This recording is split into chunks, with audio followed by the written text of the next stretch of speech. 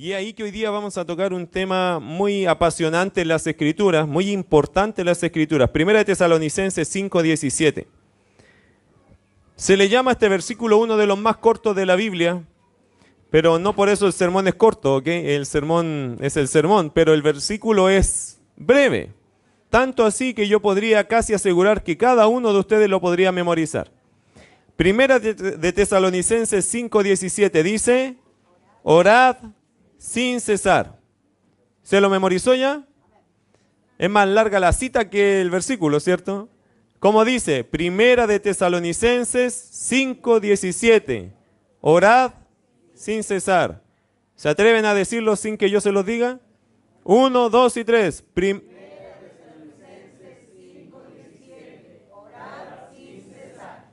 Que tienen buena memoria, hermano, increíble. Ya se saben un versículo de la Biblia. Orad sin cesar. El apóstol Pablo, hermanos, anima a los tesalonicenses a tener una vida de oración relevante, distintiva, como si fuera la vida de oración del mismo Señor Jesús. Cuando Pablo escribió este versículo, no estaba pensando en la brevedad, sino en la profundidad del versículo. Orad sin cesar. Alguien dijo que la oración para el creyente debe ser como el respirar. Así como la presión de la atmósfera nos obliga a respirar, así nuestra necesidad de comunión con Dios debería llevarnos a una oración constante.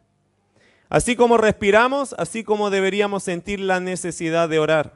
Por eso cuando Pablo dice orad sin cesar, está pensando más o menos en esta obligación humana de la respiración. Así como yo necesito respirar, así necesito orar. Hay dos parábolas en la Biblia que hablan de este tipo de oración incesante. Y la idea es esto, hermano, es llevarnos a una oración constante, oración continua, persistente, insistente, incesante. Cuando Pablo anima a los tesalonicenses a orar sin cesar, está queriendo comunicarles a ellos este ruego constante, esto de no parar de clamar, de orar, de hablar con Dios. No significa no parar de hablar, significa no parar de estar en comunión con Dios, que es diferente. Es decir, en cada situación de mi vida yo debo presentar al Señor mis situaciones, mis condiciones, mis sentimientos, todo lo que está envolviendo mi vida, yo necesito presentárselo a Dios. Por eso la idea de orar sin cesar no es que yo no dejo de hablar, sino que yo no dejo de interceder, yo no dejo de rogar, yo no dejo de estar en comunión con Dios. Y hay dos parábolas que resaltan este principio de orar sin cesar. Y son dos parábolas únicas en su tipo a la vez, porque las parábolas que les voy a presentar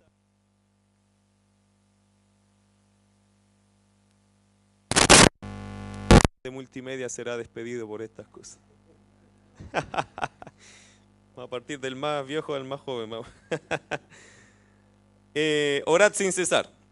Hay dos parábolas, como les decía, hermanos, que son interesantes porque son contrastadas a Dios. Es decir, estas parábolas tienen una gracia. Las parábolas que vamos a estudiar, que hablan de oración incesante, de oración insistente, son dos parábolas que se contrastan a Dios. Es decir, que se realzan las verdades comparándolas de forma contraria a Dios. Es decir, los ejemplos que están ahí no son como Dios. Y este es lo que vamos a estudiar nosotros. Estas parábolas son muy únicas porque son solo dos parábolas que existen en el Nuevo Testamento que hablan de la necesidad de orar, pero comparan a Dios de forma contrastada. No es como decir esto es igual a Dios, sino que es distinto de cómo es Dios. Ahora me van a entender ahora que las veamos. Lucas capítulo 11. Lucas capítulo 11. La parábola del amigo renuente, del amigo esquivo, del amigo que no quería ayudar, el renuente, el que esquivaba, el amigo esquivo. Lucas capítulo 11.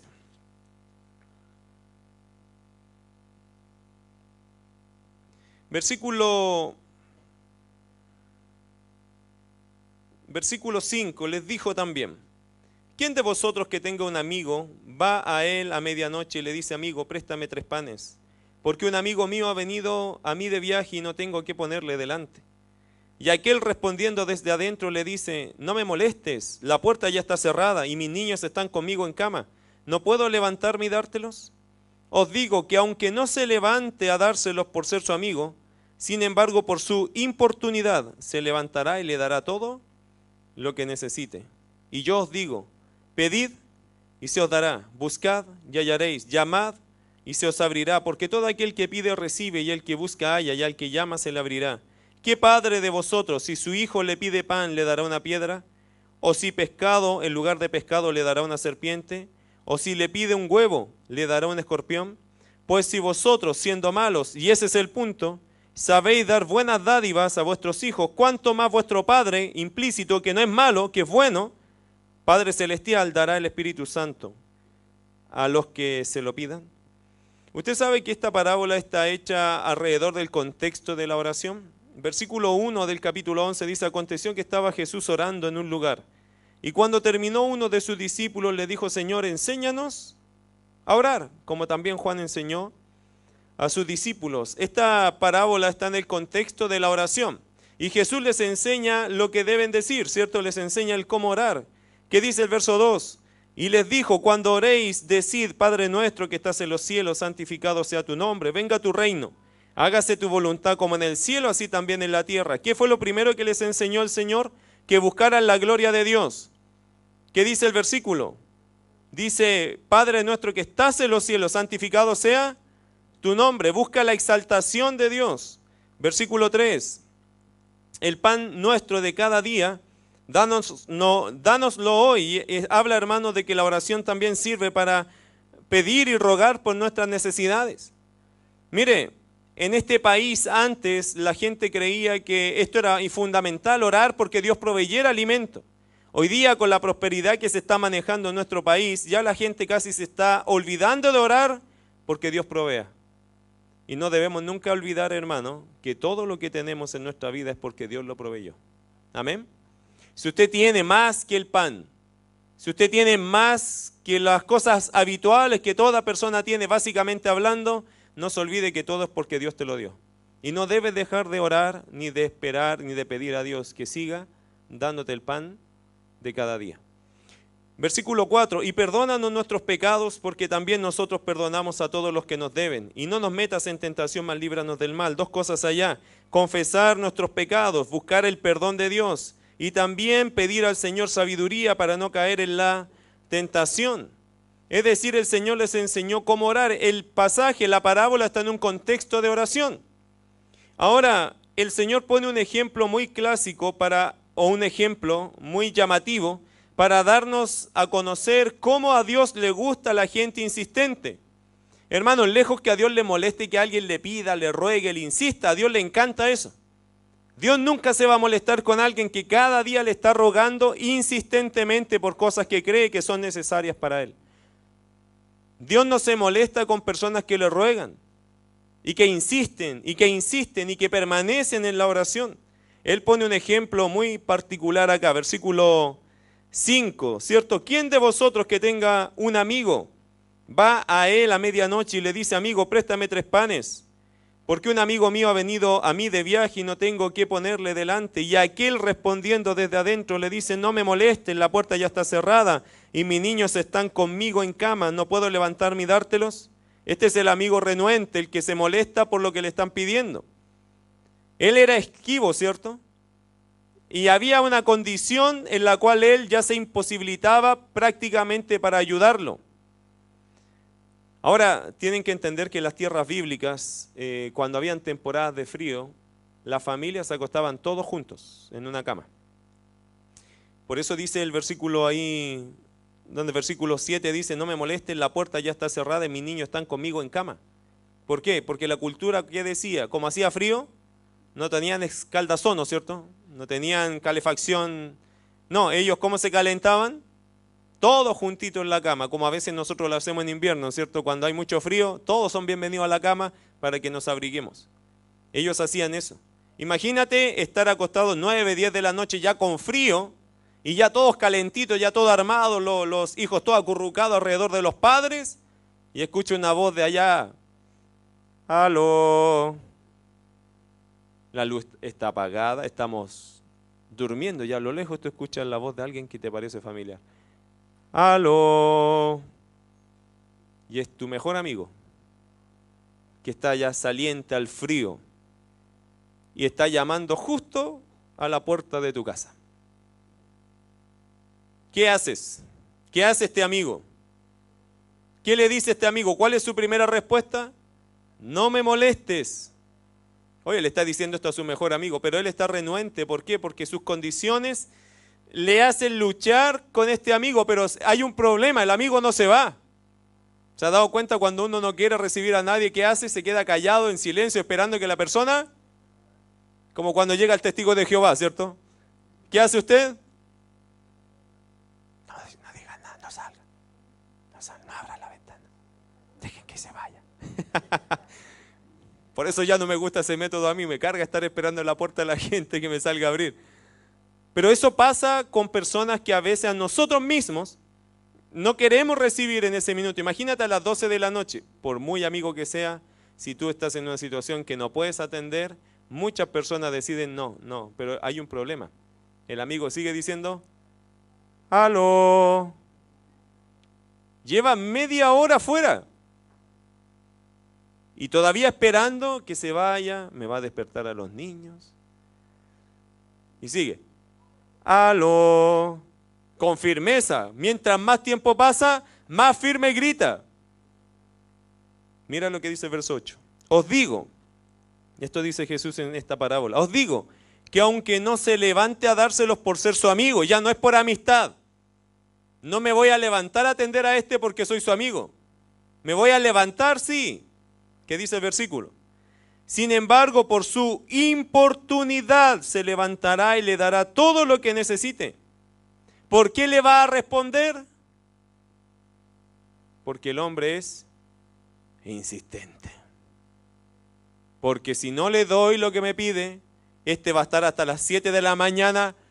¡Aló! No se va. No se va.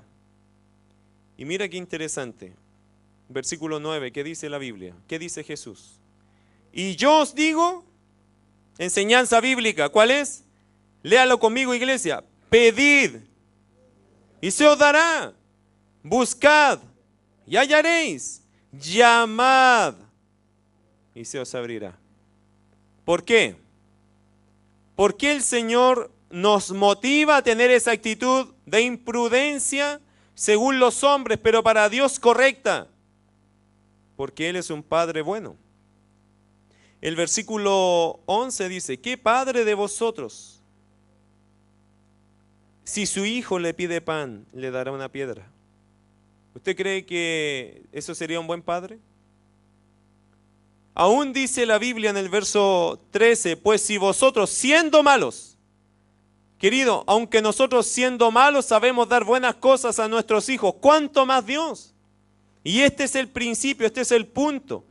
Si un amigo renuente hará por usted lo que usted le pida, ¿cuánto más Dios, que tiene disposición única y favorable a quienes le buscan? ¿Cuánto más Dios se va a preocupar de nosotros, que no es un padre siendo malo, sino un padre que es muy bueno? Si Dios es bueno, ¿por qué no nos va a dar lo que le pedimos? Eso es lo que nos está enseñando. ¿Hay que dejar de orar? No. Orad sin cesar. ¿Alguien acá tiene una petición que la ha sostenido por años? ¿Hay alguien que ora por algo por años? Algo que ha sostenido por años pidiéndole a Dios, Dios, acuérdate de mí de esto. No deje de orar. No hay para qué dejar de orar. Si nuestro Dios es bueno, podemos seguir orando por aquellas cosas. Otra parábola que es un contraste. ¿Entiende el contraste? Ustedes siendo malos, Dios no es malo, Dios es bueno. El otro contraste, Lucas capítulo 18. Lucas el capítulo 18, la segunda parábola que contrasta a Dios y nos habla de la oración. Versículo 1. También les refirió Jesús una parábola sobre la necesidad de orar siempre y no desmayar, diciendo, había en una ciudad un juez que ni temía a Dios ni respetaba a hombre. Había también en aquella ciudad una viuda, la cual venía a él diciendo, hazme justicia de mi adversario.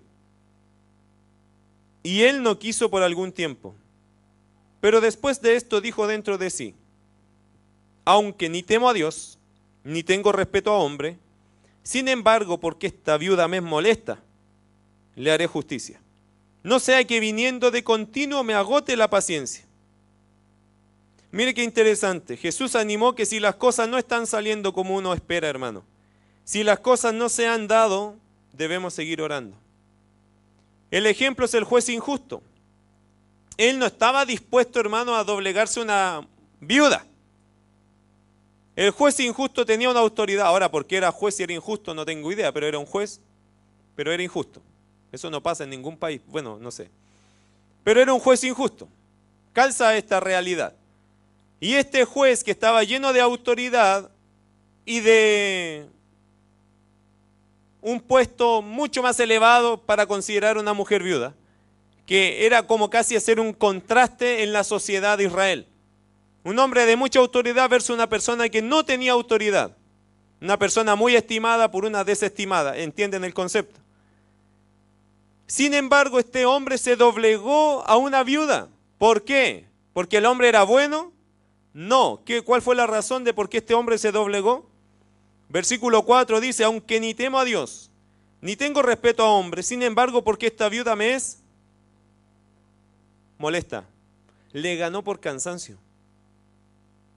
Dijo, esta mujer todos los días salgo de mi casa y ahí está con su cartel, hazme justicia, por favor.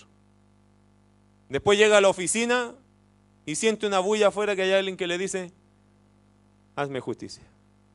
Sale de su trabajo después de todo el día y ahí está la viuda, hazme justicia. Se va a la casa y le mandan un sobrecito por debajo de la puerta, soy yo, hazme justicia. Y así un mes, así 2 meses, así 3 meses. Y el juez, por muy injusto que sea, que dijo, yo soy injusto pero no soy tonto, esta mujer me está cansando. Y para no perjudicarme a mí mismo voy a darle lo que me está pidiendo. No es que tema a Dios, no es que respete a los hombres, no me interesa, pero quiero mi propia paz. Mira lo que dice Jesús, verso 6. Y dijo el Señor, oíd lo que dijo el juez injusto. ¿Y acaso Dios, que es justo, cierto? Parábola por contraste. ¿Y acaso Dios no hará justicia a sus escogidos que claman a Él día y noche? ¿Se tardará en responderles? Os digo que pronto les hará justicia. Pero cuando venga el Hijo del Hombre, ¿hallará fe en la tierra? Qué buena pregunta, ¿cierto? ¿El Señor hallará esta calidad de fe cuando venga? Gente que esté cada día constantemente buscando a Dios y sus respuestas. Mire qué interesante, ¿eh? El versículo 7 dice, ¿y acaso Dios no hará justicia a sus escogidos que claman a Él día y noche? Y la pregunta después es, ¿se tardará en responderles? ¿Dios se tarda? Y es una pregunta difícil, porque si la viuda pasó 1 año insistiendo, ¿fue tardanza? ¿Has pasado tiempos orando por lo mismo y Dios no te ha respondido? Entonces la pregunta tiene un sentido. La pregunta tiene este sentido, ¿se tardará en responderles? Cuando te comienza a responder, Dios no se tarda. Es decir, y de hecho la idea de no dejar de orar, ¿cierto? Entonces se tardará, acá tiene otro sentido. No es el hecho de que yo oro hoy y que necesariamente mañana me va a responder. Porque si no, el Señor no está diciendo una parábola sobre la necesidad de orar siempre y no desmayar. De hecho, la parábola tiene la idea de animarte, de seguir orando a pesar de que no haya respuesta. Entonces, cuando la pregunta es, ¿se tardará en responderle? Está significando lo siguiente, querido hermano, que no importa el tiempo que pases orando por algo, cuando Dios ya te dé la respuesta, te la va a dar toda. Te la va a dar toda. Si esa fue tu oración y Dios te dio la respuesta, gózate en su respuesta porque viene completa. Viene con todo. Viene agregada toda la respuesta y viene cayendo rápidamente. No se tarda. Cuando ya da la respuesta, no se tarda en que esta sea una bendición completa a nosotros. Y yo no sé si eso lo emociona para orar, pero hay veces que uno ha estado orando años por una persona. Años. Señor, sálvalo, cámbialo, transfórmalo, conviértelo, ayúdalo, ten misericordia. Pero te voy a decir algo, el día que Dios responda, todo lo que oraste se le va a venir encima a esa persona en bendición. va a cambiar, va a ser transformado, va a ser renovado, se va a arrepentir el minuto que Dios te responda. ¿Puedes esperar a ese tiempo? ¿Puedes orar por eso? Querido hermano, uno necesita orar por estas cosas y saber esperarlo. Porque el día que Dios responda va a ser, pero una bendición tras otra. Todas las respuestas que tú esperaste por años se te pueden dar en unos días. Todo. En una semana se puede dar todo increíblemente. Este es el sentido de se tardará en responderles. Bueno, ¿cuál es el asunto aquí? ¿Cuál es el punto de nosotros? Ahora, una cosa interesante quizás dentro de la oración, porque a veces nosotros decimos lo siguiente, y tenemos un texto que a veces nos causa un poco de, como piedra en el zapato a veces, como que nos entorpece un poco la vida de oración y la pasión por orar por las mismas cosas. Ahora, hermano, le hago una pregunta. ¿La viuda cambió su petición? ¿El hombre, el otro hombre que estaba diciendo aló, cambió su petición? No. Ambos siguieron en la misma dirección todo el tiempo. Repitieron constantemente la misma petición. Ahora, vaya a Mateo capítulo 6 para enseñarle un principio acerca de la oración. Que es importante tenerlo en mente porque a veces el diablo, por mala información, nos quita el corazón en la oración. Mateo 6:7, por si acaso alguien lo cree así y quisiera corregirlo con la palabra. Y orando, no uséis vanas repeticiones como los gentiles que piensan que por su palabrería serán oídos. Mucha gente dice, bueno, pero es que no es la idea de Dios y de la oración no es estar repitiendo las mismas cosas. Pero pregunta, ¿la viuda repitió lo mismo? ¿El hombre que necesitaba los 3 panes repitió lo mismo? Sí. ¿Qué significa entonces vanas repeticiones? ¿Es una vana repetición pedir lo mismo todos los días a Dios? No. ¿Sabe lo que es una vana repetición?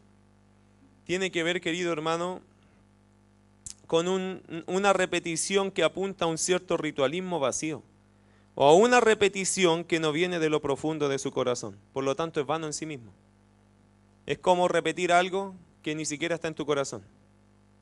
Es hacer un cierto ritualismo de la oración y no poner ni siquiera tu corazón en eso, sino que esto lo hago porque hay que hacerlo.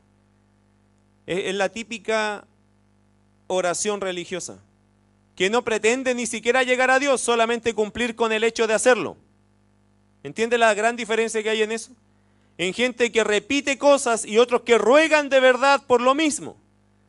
Ese tipo de repetición es una palabrería, por eso el texto dice, y orando no uséis vanas repeticiones. No dice que no repitamos, dice que no usemos vanas repeticiones. Que no usemos no le copiemos el rezo a nadie, que no le copiemos la oración a nadie.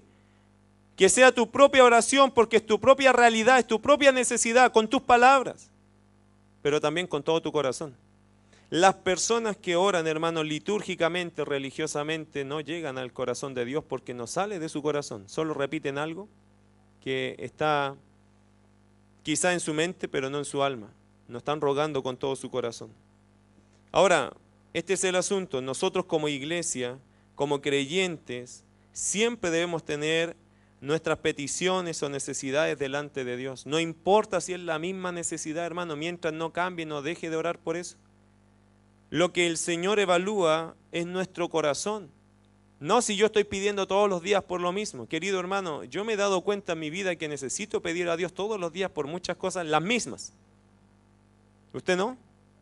No tiene que pedir constantemente al Señor, dame paz, dame sabiduría, dame consuelo, dame ánimo, dame fuerza, dame espiritualidad. ¿No tiene que pedir eso? Ábreme el camino, hazme sabio. Y todos los días lo mismo. ¿Está bien pedirlo? Por supuesto que sí, porque viene del corazón de nosotros y Dios dice que eso lo valora mucho. Que la gente sea perseverante, insistente, constante en la oración. Mire lo que el Señor Jesucristo, Él es nuestro gran ejemplo en esto. Hebreos capítulo 5. Vaya a Hebreos capítulo 5, por favor, y veamos que Jesucristo fue el gran ejemplo de esta oración apasionada, insistente. Es interesante el ejemplo de Jesucristo para nosotros. Él tuvo una vida de un tremendo ejemplo, de una vida dedicada al ruego delante de su Padre Celestial. Hebreos 5, versículo 7. No sé si han leído alguna vez este pasaje, pero es un pasaje que lo describe mucho al Señor como el hombre de oración que era. Y Cristo, léalo conmigo, ¿lo tiene? Hebreos 5:7 dice, y Cristo en los días de su carne, ofreciendo ruegos y súplicas con gran clamor y lágrimas, al que le podía librar de la muerte, fue oído a causa de su temor reverente.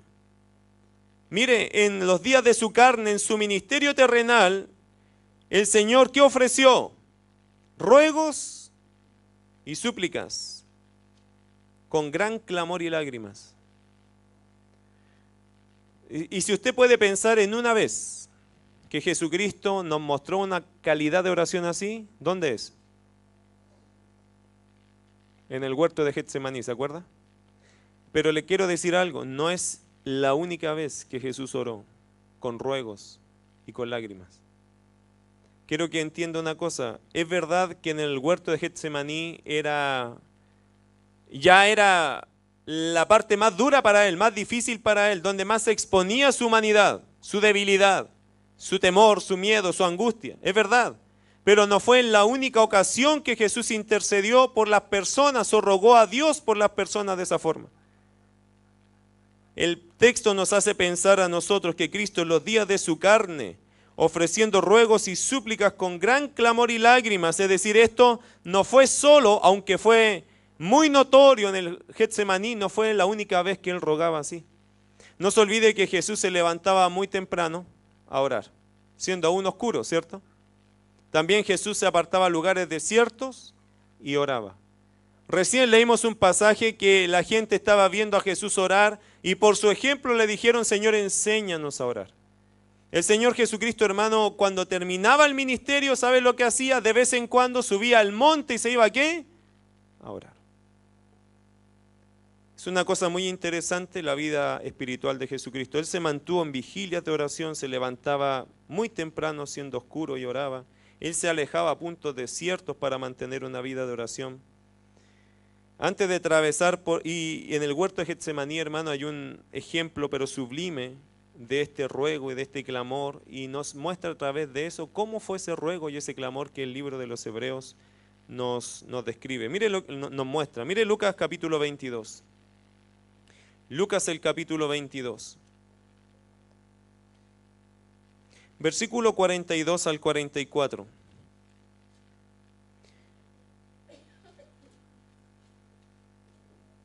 Diciendo, Lucas 22, 42 al 44. Léalo conmigo si puede. Dice, diciendo, Padre, si quieres pasa de mí esta copa, pero no se haga mi voluntad sino la tuya. Y se le apareció un ángel del cielo para fortalecerle. Y estando en agonía, oraba más intensamente, y era su sudor como grandes gotas de sangre que caían hasta la tierra. Interesante. Mucha gente dice, a mí me gusta orar, pero a veces me complica la oración porque como que me empiezo a sentir un poco mal. Jesucristo se sintió muy mal cuando oraba. De hecho, el versículo que dice, y estando en agonía, algunos dicen, ¿sabe qué? A mí me encantaba orar, pero cada vez que oraba tenía más problemas. Por eso, santo remedio, dejó de orar. ¿Qué piensas tú de esa mentalidad? ¿Es correcto dejar de orar porque vienen problemas? ¿Qué dice la Escritura? Y estando en agonía, ¿qué hacía Jesús? Oraba más intensamente. Querido hermano, cuando las cosas se te complican más por orar, ¿qué tienes que hacer? Orar más. Orar más. Yo sé que el infierno, hermano, se pone incómodo cuando una iglesia habla de la oración. Sé que el infierno y el demonio se complica cuando hay una iglesia que empieza a orar. Yo eso lo sé. Y uno lo empieza a experimentar cuando uno se empieza a acercar a Dios en oración. ¿Sabe que empiezan a pasar más problemas? Es que hay un enemigo que tenemos que le gusta separarnos de la oración. No quiere que la iglesia ore, no quiere que tú creas que Dios te va a responder, quiere que te canses de orar. Quiere que tú veas las cosas más negativas para decir esto no funciona, no saco nada con orar. Y cuando tú estás en ese pensamiento, el enemigo está sonriendo. Pero el ejemplo bíblico, ¿cuál es? Y estando en agonía, Jesús no se sentía mejor por estar orando. Al estar orando concentraba su próxima muerte. Y eso lo hacía sentir terrible. Él sabía lo que venía. Y eso lo hacía sentir en angustia terrible. Y cuando venía ese sentimiento, ¿qué hacía él? Oraba más intensamente. Querido hermano, ¿quieres salir de tus problemas? ¿Quieres que Dios te dé respuesta? ¿Quieres que Dios se glorifique y te muestre su camino, su salvación? Ora, pero ora intensamente. Yo no sé cuándo fue la última vez que Dios vio tus lágrimas orando por algo, pidiéndole con toda tu alma que te saque de esa situación. Pero yo sí una cosa sé, por una cosa muy curiosa en la Biblia, cada uno de los que lloró, Dios le respondió. Si usted lee la Escritura, todos los que se pusieron a llorar orando, Dios les respondió. Casi las lágrimas aseguran que es algo muy sincero lo que estás pidiendo. Piensa en Ana, ¿se acuerda que Ana lloraba amargamente porque no tenía un hijo y quería un hijo? ¿Y qué hizo Dios? Se acordó de ella. Las lágrimas tienen un secreto. ¿Cuáles son? Que si somos gente cuerda, si somos gente normal, no lloramos por cualquier cosa. Lloramos por algo que realmente nos importa. El apóstol Pablo oraba por la salvación de su nación, pero él rogaba por ellos con toda su alma. Ponía su alma al servicio de Dios porque necesitaba oraciones, necesitaba respuestas de Dios.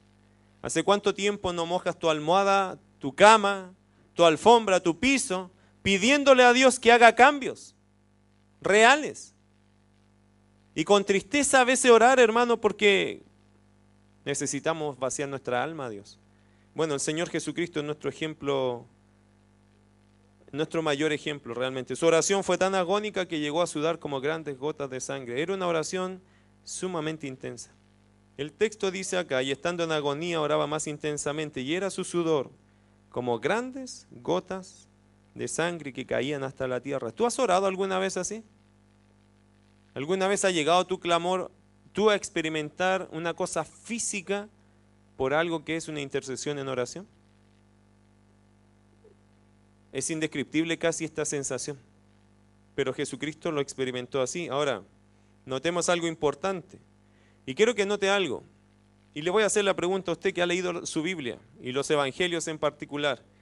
¿Tú ves alguna vez a Jesucristo haciendo algún milagro, sanando a alguna persona, proveyendo pan, levantando a algún muerto? ¿Tú lo ves en alguna de esas escenas tan agónico como lo que fue la oración? Yo nunca veo a Jesús tan agónico como lo veo aquí en ninguno de sus milagros. ¿Sabe qué nos enseña eso? Que el trabajo sucio, que el trabajo duro se hace ¿dónde? En la oración. Y el resto de las respuestas que Dios nos da, las da de forma natural en base a la oración que ya tuvimos. Hermano, Jesús tuvo un ministerio tremendo, pero ¿a base de qué? De su oración, de sus ruegos, de su clamor. Y yo pensé en esto el otro día, cuando las multitudes se van, el que entiende la importancia de la oración empieza a orar por esas multitudes. Cuando usted deja a su discípulo, después de hacer la clase, comienza nuestro trabajo duro a favor de nuestro discípulo. Cuando ustedes se van, comienza el trabajo de los pastores de orar por la iglesia. Y cuando tú sales de aquí, comienza tu trabajo duro de orar por tus hermanos. Porque si algo vamos a hacer en un culto, ¿sabe qué va a ser? El reflejo de las oraciones que hacemos los unos por los otros. Si esta iglesia crece, ¿sabe por qué va a crecer? Porque alguien está luchándonos por oración y con oración. Yo hoy día me sentí muy bien y muy animado y lleno de gozo y lleno de energía y quiero leer mi Biblia todo el día y yo entiendo que Dios está haciendo algo conmigo, pero ¿sabe qué? También me recuerdo de algo. Alguien tiene que haber orado por mí hoy día. Y no sé si está aquí, pero si está aquí se lo agradezco en el alma. Porque uno siente, hermano, que la gente te levanta en oración. La semana pasada fue una semana difícil, durísima para nosotros. Y a veces siento que si para mí es duro, para usted también debe ser difícil. Entonces yo siempre quiero decirles algo, cuenten con mis oraciones, hermanos. Pero yo eso quiero decirlo de verdad, no por cumplir nomás. Pero te digo algo, cuando uno está orando por otras personas, eso se siente.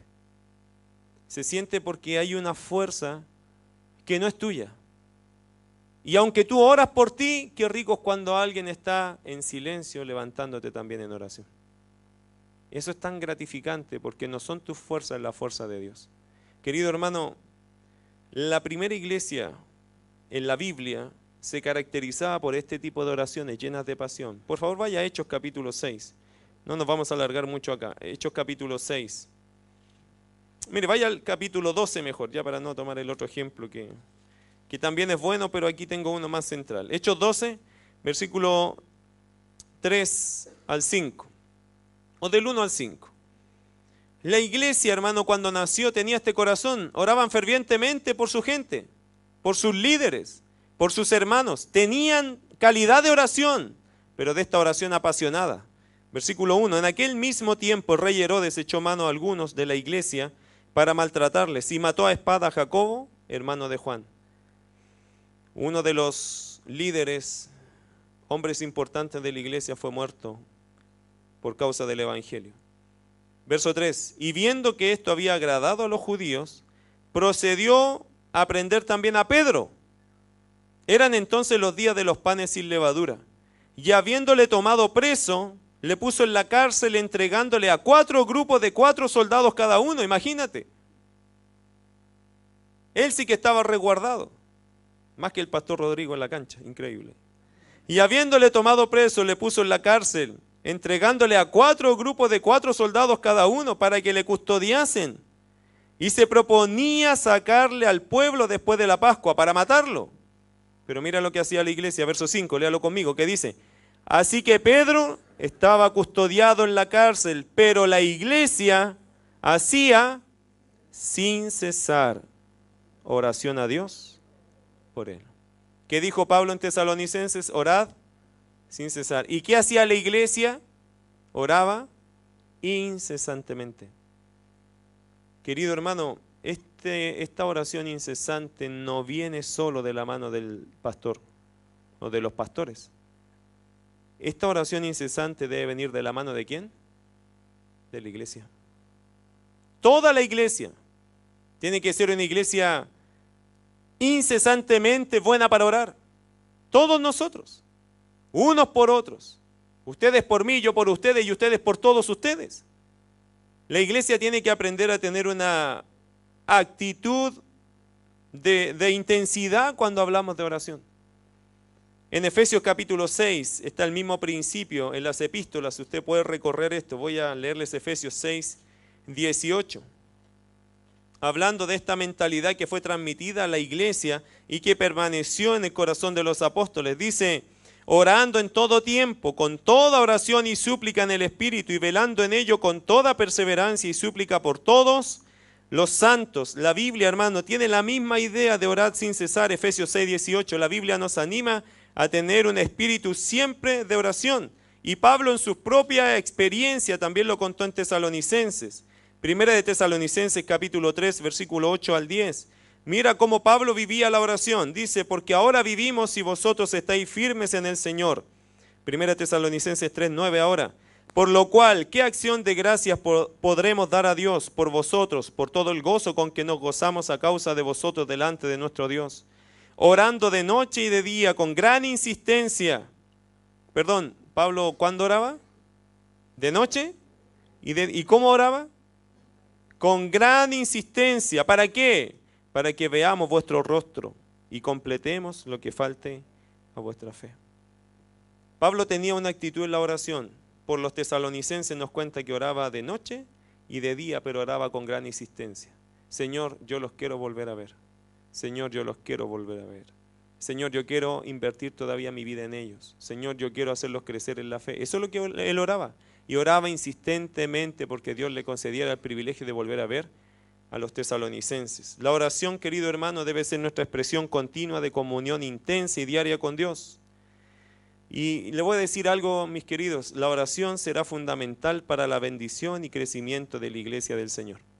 ¿Sabe por qué? Porque la oración del justo puede mucho. ¿Por qué cree que el diablo nos quiere distraer de la oración? ¿Por qué cree que el diablo nos quiere desanimar de la oración? porque Él sabe que la oración del justo puede mucho. Tu oración, por lo tanto, puede cambiar la cara de una iglesia, la cara de una comunidad, la cara de una villa, la cara de una comuna, la cara de un pasaje, la cara de un país, la cara del mundo. La oración, querido hermano, es fundamental, porque no es nuestra fuerza, en la oración se ve la fuerza de ¿quién? La fuerza de Dios actuando a través de nosotros. Si vamos a ser una iglesia saludable, debemos mantener una vida de oración intensa. Así que, queridos hermanos, volvemos al pasaje de 1 Tesalonicenses 5:17.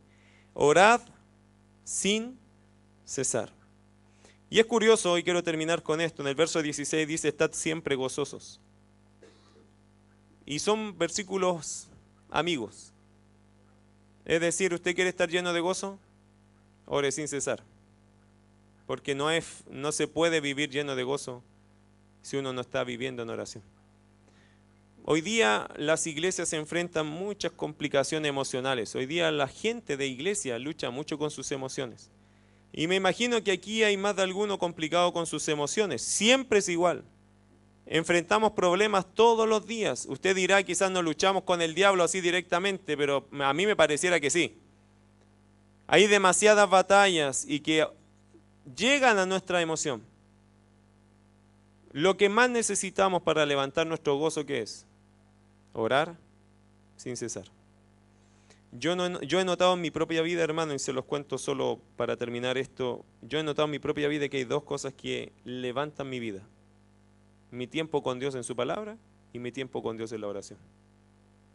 Podríamos inventar un montón de más cosas, pero hay algo que es base en nosotros. Mi tiempo con Dios en su palabra y mi tiempo con Dios en la oración. Cuando dejo mi tiempo con Dios en la oración, el tiempo con Dios en la palabra es bueno, pero no es como cuando estoy con ambos remos. No es lo mismo. Porque Dios quiere hablarnos, pero Dios también quiere que le hablemos. Dios quiere conformar nuestra vida como la del Señor Jesús. Siempre tuvo la palabra y siempre tuvo su vida de oración. Intensa, intensa. Orad sin cesar debe ser tu tarea, tu trabajo. Y vas a ver en ti mismo los beneficios. Cuando estés lleno de gozo, lleno de ganas de servir, lleno de convicción, lleno de paz, es porque tu vida realmente está tomando una intensidad en la oración. Así que, querido hermano, fácil. ¿Cuál es el versículo de hoy? Orad sin cesar. Vamos a orar. Gracias, Señor. Un pequeño versículo. Enseña mucho, Señor, acerca del deseo que Pablo tenía para los tesalonicenses, de que fueran una iglesia saludable. Y la salud vendría a la iglesia, Señor, por un factor tan sencillo como la oración. Sencillo en el papel, difícil en la práctica. Porque tenemos y usamos distractivos, Señor, en nuestra vida de fe. Que la televisión, que el descanso, que las ocupaciones, que los amigos, que la pena, que la desconcentración, que el cansancio, que el mucho afán, que los niños, que la comida, etc.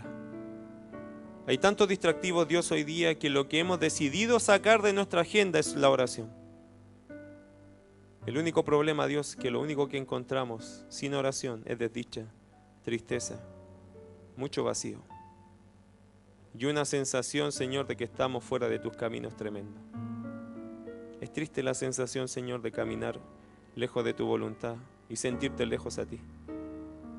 No se puede vivir con gozo así. Por eso te ruego, Dios, que hoy nosotros nos arrepintamos de todo corazón de haber descuidado nuestra vida de oración. Sé que el enemigo, Señor, por ahí va a obrar de muchas formas porque dejamos de orar. Pero, Señor, así como un fósforo se apaga, así se puede encender con una simple decisión.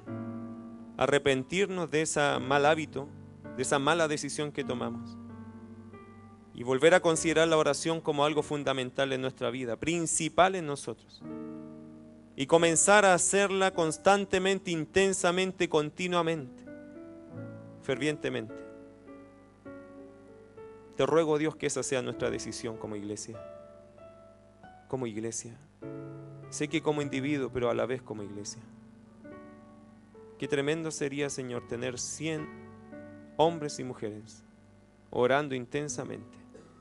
200 personas buscando tu rostro, con intensidad, con intención, con persistencia. Hoy día se han levantado algunos testimonios de hermanos que doblaron sus rodillas y quebraron su corazón delante de ti, y tú les respondiste, ni un día te demoraste, y te damos la gloria a ti. Hay otros, Señor, que han quebrantado su corazón por meses, por semanas y algunos por años. Yo te pido una cosa para ellos: sigue dándoles valentía, sigue dándole coraje a ellos. Vuélveles, Señor, el deseo de orar con la misma intensidad, que no aflojen su oración, aunque no vean hoy la respuesta. Sigue dándole fuerza y convicción de que tú responderás. Con sus ojos cerrados, por favor, quiero hacer esta pregunta. Y es una pregunta para los que son creyentes. ¿Quieres ser un creyente lleno de oración? ¿Quieres cumplir este versículo de orad sin cesar? Si quieres cumplir con este versículo, yo te invito a que te pongas de pie. Si tú dices, sí, yo quiero ser de estas personas, de estos creyentes que oran sin cesar.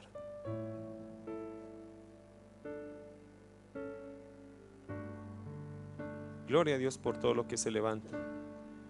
Querido, va a tener que luchar con una persona que es más terca que el mismo Satanás. Se llama tú mismo. Porque tú mismo vas a ser el que te va a querer arruinar. Ese yo interno, esa carne tuya, te va a presentar más pelea que el mismo diablo.